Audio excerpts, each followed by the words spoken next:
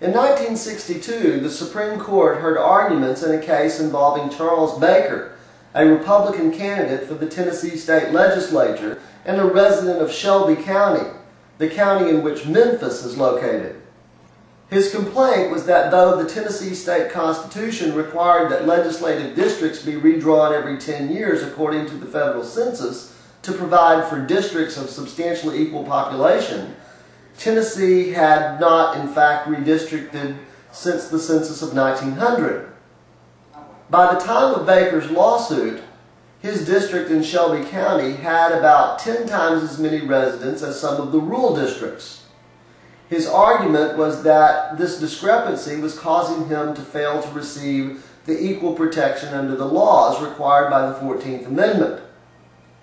Defendant Joe Carr was not the person who set the district lines. The state legislature had done that, but was sued ex officio in the capacity of his position as Secretary of State for Tennessee, the person who was ultimately responsible for the conduct of elections in the state and for the publication of district maps.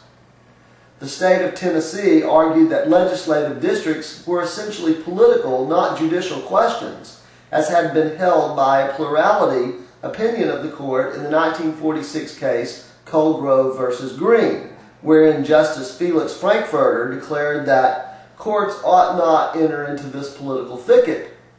Frankfurter believed that relief for legislative malapportionment had to be attained through the political process.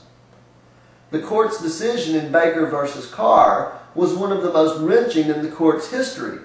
In a 6-2 decision, the court ruled that the case was a justiciable dispute, and together with Reynolds v. Sims and Westbury v. Sanders in 1964, established that state legislative districts and congressional districts must be drawn according to the principle of one person, one vote.